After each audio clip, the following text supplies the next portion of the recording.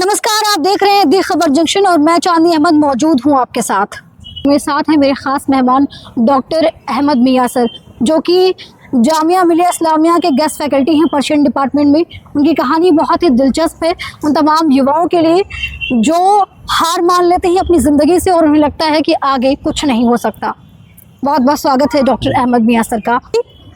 रामधारी सिंधिया की एक कविता है कि खम ठोक ठेलता है जब नर, पर्वत के जाते पांव उखड़, मानव जब जोर लगाता है पत्थर पानी बन जाता है। कुछ ऐसा ही ये लाइंस बिल्कुल एक तरह से सार्थक करने वाले उस शख्स के साथ मौजूद हूँ मैं आज। एक सबसे अहम जो सवाल है सर से कि इतनी प्रॉब्लम्स होने के बावजूद आप इतनी प्रतिष्ठित यूनिवर्सिटी तक कैसे पहुँचे सर, ये हर कोई जानना चाहेगा। सबसे पहले तो मैं आपका धन्यवाद करता हूं जो आपने मुझे अपने चैनल पे बुलाया और अपना कीमती वक्त मुझे दिया। आपका सवाल जो है कि यहाँ तक कैसे पहुँचे, सबसे पहले मैं अपने उस भगवान ईश्वर गॉड अल्लाह का धन्यवाद देता हूँ कि जिसने मुझे यहाँ तक लाने में मदद की। उसके बाद उसका फिर धन्यवाद इसलिए देता हूँ कि जिसने मुझे ऐसा परिवार में पैदा किया कि जिसने कदम कदम मेरी रहनुमाई की और मेरे भी जो मुझे दुश्वारियाँ दिक्कतें आनी थी उसको मुझसे दूर रखे और मुझे एक मोटिवेट किया कि नहीं तुम कर सकते हो। अगर मेरा परिवार मेरे साथ ना होता तो मेरे लिए यहाँ तक आना बहुत नामुमकिन जी। उसके बाद मेरे जो टीचर्स हैं, मेरे जो शिक्षक हैं, अभिभावक हैं, उनका मैं धन्यवाद देता हूँ कि उन्होंने मुझे वही शफ़क़त, वही प्यार, वही दुलार दिया जो वो आम स्टूडेंट और अपने बच्चों को देते। जी जी। बाकी जहाँ तक कि सवाल है पढ़ाई लिखाई का, तो मेरी जो एजुकेशन है वो लखनऊ यूनिवर्सिटी से शुरू हुई। मैंने ग्रेजुएशन वहीं से किया। उसके बाद LLB की, MA लखनऊ यूनिवर्सिटी के पर्शियन विभाग से। उसके बाद नेट JRF मैंने JRF 2012 दिसंबर में क्वालिफाई किया। उसके बाद मेरी 2013 अप्रैल 2013 से मेरी PhD अवार्ड जी। पोस्ट डॉक फेलो UGC की तरफ से डॉक्टर S राधाकृष्णन मैंने लखनऊ यूनिवर्सिटी से ही की। और उसके बाद मैं 2 साल मैंने दिल्ली यूनिवर्सिटी के नॉर्थ कैंपस में 2 साल मैंने गेस्ट फैकल्टी पढ़ाया। पिछले 2 साल से मैं जामिया मिलिया इस्लामिया में जी अपने जो अध्यापन का काम अंजाम दे। सर, ये ज़मीन से लेकर जामिया तक पहुंचना बड़ा संघर्षरत रहा होगा आपके लिए। बड़ा दुश्वार था जी। पढ़ना इतना दुश्वार नहीं था जितना गढ़ना दुश्वार हुआ। जी जी। यानी कि एजुकेशन में जो दिक्कतें आनी थी वो नहीं आई, ना कभी उसने रुकावट डाली, लेकिन एजुकेशन के बाद तक इस पद तक आने के लिए बड़ी दुश्वारियाँ हूँ। जी जी। कुछ सिस्टम की भी वजह से, कुछ हालात की भी वजह से। जी जी। तो सर, अभी आप पर्शियन डिपार्टमेंट में एज अ गेस्ट फैकल्टी हैं। जी। कब आप एक MA करते हैं लखनऊ यूनिवर्सिटी से, आपको फेलोशिप मिलती है, आप LLB करते हैं, उसके बाद आप ये पर्शियन कैसे सोचे कि पर्शियन में कुछ करना चाहिए? असल में मेरे बड़े भाई हैं डॉक्टर सैयद मोहम्मद मियां सैदी। जी जी। उन्होंने ग्रेजुएशन जब हमने स्टार्ट किया तो उन्होंने मुझे कहा कि हम लोग सिविल की तैयारी करेंगे। जी। ये वक्त है तो 2007 के करीब का। जी जी। तो मेंस में, सिविल सेवा के मेंस में पर्शियन एक लैंग्वेज होती थी। पर्शियन स्कोरिंग सब्जेक्ट है, तो वो सोच के हमने पर्शियन लिया। हमारा कोई बैकग्राउंड पर्शियन का, मौलवी लाइन का, मदरसे का नहीं था। जी जी। तो हमारे लिए थोड़ा दुश्वार था, लेकिन हमने सिविल को ध्यान में रखते हुए पर्शियन शुरू किया। जी जी। ग्रेजुएशन में ताकि आप ऑप्शनल ले सकें। और हमारा एक एम था, गोल था, उसको पूरा करना था। इसी के उसमें हम लोगों ने ग्रेजुएशन में पर्शियन लिया। ग्रेजुएशन करने के बाद मेरे फादर ने मुझसे कहा कि तुम LLB कर लो दोनों से। जी जी। हमने 3 साल वो LLB की, लेकिन अपनी प्रिपरेशन करते रहे सिविल वाली। उसके बाद हम लोगों ने पबैट से प्री की तैयारी, पब्लिक एडमिनिस्ट्रेशन, लोक प्रशासन, पबैट से मैंने पब्लिक एडमिनिस्ट्रेशन तैयारी की। होते होते हमारा MA में एडमिशन इसलिए हो गया कि साथ में ये भी चलता रहेगा, उधर हम अपना काम करता। जी। 2009 में मुझे याद है हम लोगों ने MA कंप्लीट कर लिया 70% मार्क्स के साथ। उसके बाद हमारी यूनिवर्सिटी में एक इंट्रेंस निकला PhD का पहली बार। प्रिपरेशन कर रहे थे तो ऐसे में एग्ज़ाम देने का शौक़ होता है। जी जी। हम लोगों ने वो PhD का इंट्रेंस टेस्ट दिया, दोनों का सिलेक्शन हो गया। PhD में हमने PhD इनरोल की, अपने सुपरवाइज़र से कहा कि आप सर हम अब कर गए, हम अपनी फील्ड में आएंगे। जी। 2010 में हम लोग मुखर्जी नगर आए अपने उस ख्वाब को पूरा करने के लिए, लेकिन इसे इत्तेफाक कहिए या बदनसीबी कहिए, यहाँ पर उलट पलट का दौर आ चुका था। लैंग्वेज जा चुकी थी, फिर चेंज होकर CSET आ रहा था। CSET आप जानते हैं? जी जी बिल्कुल से तो हम लोगों ने उसमें तैयारी की।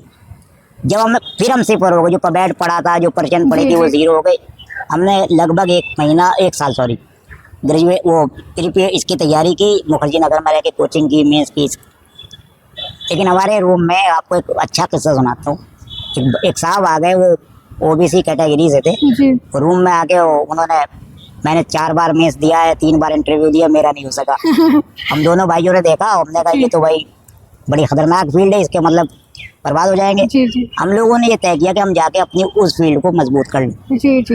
अभी सर हाल ही में अभी कल यूपीएससी 2024 का रिजल्ट आया है। जी, बड़े वाले होते हैं जब रिजल्ट आता है, जी, तो जी। पुराने दिन याद आते हैं कि काश हमारा भी नाम आता। जी तो लेकिन तब भी आप उससे दूर नहीं है, एक ऐसी ही मिलती जुलती स्नातक साइड, या फिर आप ये कहिए कि आप शिक्षा विभाग में अच्छे पोस्ट पर हैं। मैं एक बार फिर से आपको आपकी इस सफल कहानी के लिए धन्यवाद देना चाहूँगी। एक तरह से मैं आभार प्रकट करना चाहूँगी कि आपने ऐसे तमाम लोगों को कहीं ना कहीं प्रेरणा दी है, जो एक तरह से यूपीएससी जैसी प्रिपरेशन करते हैं, उसके बाद जब उनका कुछ नहीं होता तो वो उस फील्ड से हटकर फिर कहीं के नहीं बचते हैं और कहीं ना कहीं तरीके से बेरोजगारी का शिकार होते हैं या बहुत ही मायूस हो जाते हैं। लेकिन तभी आपने दूसरा एक ऑप्शन रखा अपने लिए, तो एक बहुत अच्छी बात है सर। और दूसरी बात ये कि आपने पर्शियन लैंग्वेज को बहुत आगे तक आप ले गए। आपने बताया कि आप इंटरनेशनल लेवल तक उसको पहुँचा चुके हैं। और सबसे बड़ी बात तो ये कि आपने, क्योंकि आपका ताल्लुक अवध से रहा है, लखनऊ यूनिवर्सिटी से आपने एमए किया है और आपने उसी पर एक बुक लिखी है अवध में, फारसी तस्करा निगार। इसमें क्या खास लिखा है सर आपने? देखिए, तस्करा एक फॉर्म होती है शायरी की। जी जी। तस्करे की मैंने उसमें 12 किस्में बताई हैं, यानी कि 12 खूबियाँ। जी जी। अब आधे मिनट में मैं आपको तस्करा समझा देता हूँ। तस्करा वो किताब होती है, पुस्तक, जिसमें किसी इलाके से या किसी सिन्फ से या किसी फील्ड से हम कुछ शायरों के जिक्र करते हैं। तस्करा जिक्र से निकला है। जी जी। उनका जिक्र, जैसे कि हमने अवध का एक बेल्ट ले ली कि यहाँ के जितने शायर गुजरे हैं उनका जिक्र। हमने उस ज़माने में जितनी औरतें शायरें थी उनके नाम से तस्करा ले लिया। जी जी। तस्करे से मेनली हमें फ़ायदा ये होता है कि जो शायर गुमनाम है, जिनका कहीं नाम नहीं है, उनका भी जिक्र आ जाता है, वो किताब में जिंदा हो जाता है। सिर्फ फारसी में कोई कुछ एक सुनाना चाहेंगे जो बहुत बड़ा यादगार रहा हो आपके लिए, आपने उसमें देखिए, लिखा? 2 बातें हैं।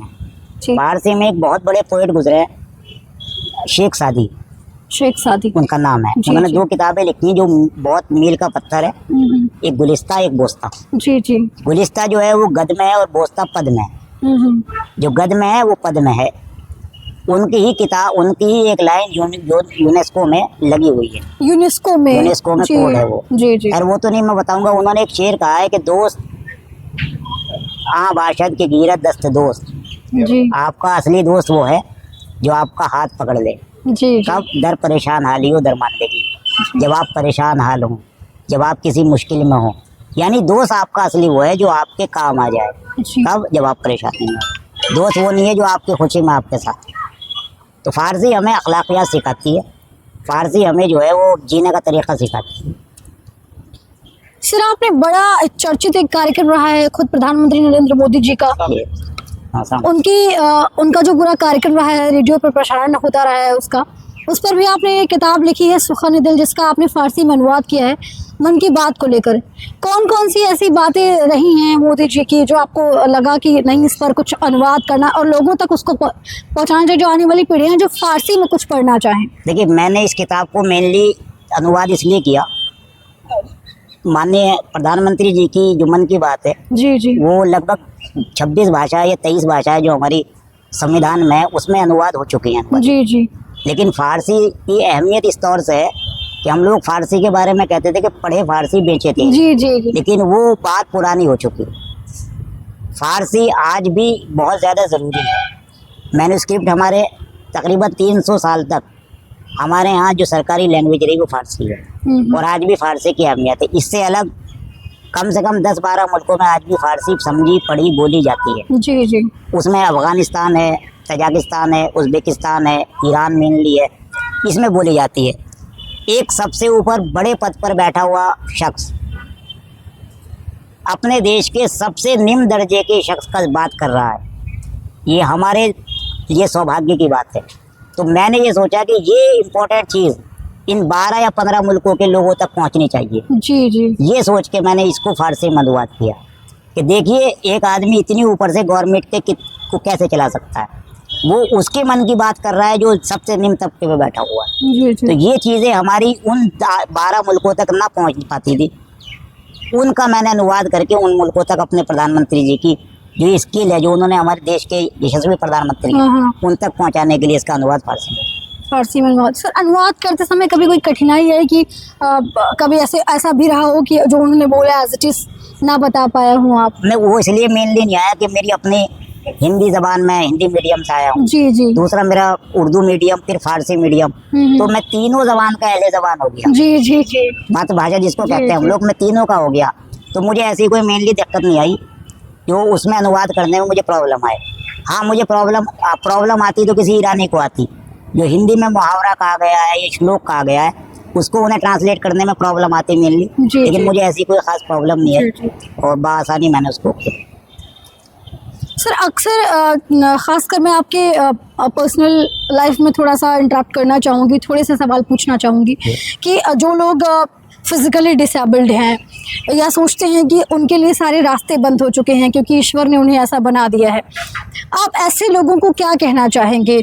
आप तो खुद एक प्रेरणा स्रोत हैं ऐसे लोगों के लिए जो हार मान के बैठ जाते हैं कि अगर वो फिज़िकली डिसेबल्ड हैं तो उनके लिए शायद ये फील्ड्स नहीं बनी है या बहुत ज़्यादा चुनौतियाँ आएंगी उनकी ज़िंदगी में। देखिए मैं इसको फिजिकल डिसेबल नहीं मानता, जी जी मैं उसको फिजिकल चैलेंज मानता हूँ, जी जी यानी अपने लिए एक चुनौती मानता हूँ, डिसेबल नहीं मानता। जी जी आपने एक बहुत मशहूर ज़माना शेर सुना होगा, कभी किसी को मुकम्मल जहाँ नहीं जहाँ नहीं मिलता, मिलता। कहीं ज़मीन तो कहीं आसमान नहीं मिलता। जी जी इसको आप उल्टा कर दीजिए, अगर ईश्वर आपसे एक चीज़ लेता है तो उसके बदले में दूसरी चीज़ देता है। देता है। तो किसी के साथ ईश्वर नाइंसाफ़ी नहीं करता। जी जी अगर आपसे कोई चीज़ सुलभ कर ली गई है, ले ली गई है, तो उसका बदल आपके लिए ईश्वर ने कहीं ना कहीं रखा होगा। तो मेरा अपना अनुभव है, मैं भी समाज में जाता हूँ आता हूँ, जी जी सर तो जिसके पास कोई चीज़ की अगर कमी है तो ईश्वर ने उससे डबल कोई चीज़ उसको दी है। तो फिजिकली डिसेबल ना होकर हम लोग फिजिकली चैलेंज मानते हैं, जी इसको अपना एक चैलेंज मानना, चैलेंज को चैलेंज समझ के लिया। आप मेरी भी उनसे अनुरोध है कि आप भी उसको चैलेंज समझ के लें, उससे मायूस ना हो, बल्कि ये कहें ईश्वर ने आपको इतना मजबूत समझा कि आपके लिए चैलेंज दिया, जी जी आपके लिए ही ये चुना कि आप इसको चैलेंज करें। क्योंकि ईश्वर किसी के साथ नाइंसाफ़ी नहीं करता, वो उसको उतना ही देता है जितना ज़र्फ होता है, पानी उतना आता है, ज़र्फ से ज़्यादा पानी नहीं आता। ज़र्फ कहते हैं बर्तन को, जी जी बर्तन में उतना पानी आता है, यानी आपका ज़र्फ बड़ा था, आपको चैलेंज ज़्यादा दिया गया। ईश्वर ने आपको मजबूत बनाया है कि आपको उतनी डिफ़िकल्टी दी। तो इसको ऐसे समझेंगे तो नेगेटिव पॉजिटिव रहेंगे, जी। और अगर नेगेटिव सोचेंगे तो आप इस हिसाब से कुछ नहीं। सर आपने एक बड़ी अहम बात बताई, आपने कहा कि आपके परिवार ने आपका बहुत साथ दिया है, लेकिन ऐसे कई परिवार हैं जो ऐसे बच्चों को शायद इतना ध्यान नहीं दे पाते हैं, और वो बच्चे एक तो फिजिकली टॉर्चर तो वो पहले से ही होते रहते हैं और मेंटली भी वो बहुत कमज़ोर हो जाते हैं। ऐसे माँ बाप, ऐसे पेरेंट्स अगर अपने बच्चों को, जैसे आपके अभिभावकों ने आपकी परवरिश की है, आपको इस मुकाम तक पहुंचाने में बहुत ज़्यादा कोशिशें की हैं, ऐसे पेरेंट्स के लिए क्या कहना चाहेंगे जो अपने फिजिकल डिसेबल बच्चों को इस तरह की सुविधाएं नहीं दे पाते या फिर सोचते हैं कि इसके लिए तो बड़ी चैलेंजिंग लाइफ होगी और शायद आगे कुछ कर पाए? देखिए उन बालक अभिभावकों के लिए तो मैं कोई नेगेटिव चीज़ नहीं कह सकता, अभिभावक अभिभावक होता है। जी जी और जहाँ तक मेरा ख्याल है कोई अभिभावक अपने बच्चे के बारे में बुरा नहीं सोचता, जी जी और अगर कोई अभिभावक सोचता है तो उसके लिए सिर्फ इतना कहना चाहूँगा कि आप अभिभावक अपने को ये ना समझे कि आप खुदा हैं, जी, आप जी। भगवान, आप अपने लायक भी नहीं हैं। ऐसा नहीं है कि वो आपके ऊपर बोझ बने हैं, वो आपके लिए एक रहमत बन के आपको ईश्वर ने एक आपको वरदान दिया है कि आप उनके लिए अपना अच्छा काम करके ईश्वर की नज़र में और अच्छा बन सकते हैं। ठीक है, और वो जो आपके साथ फिजिकली चैलेंज हैं वो आपके लिए एक अच्छा सुनहरा अवसर है, ताकि आप उनको निखार के अपने लिए ईश्वर की नज़र में और प्रिय बन जाएं, जी जी और वो अपना नसीब लेके आए हैं, उनको जहाँ जाना है, जैसे जाना है वो उस तरह जाए। जी जी आपके ऊपर नहीं है, इस चीज़ को बिल्कुल दिमाग से निकाल दें कि आप उनको पाल रहे हैं, क्योंकि आपको भी कोई पाल रहा है। जी जी ठीक तो है ना? बड़ी ही पॉजिटिव अप्रोच है सर आपकी।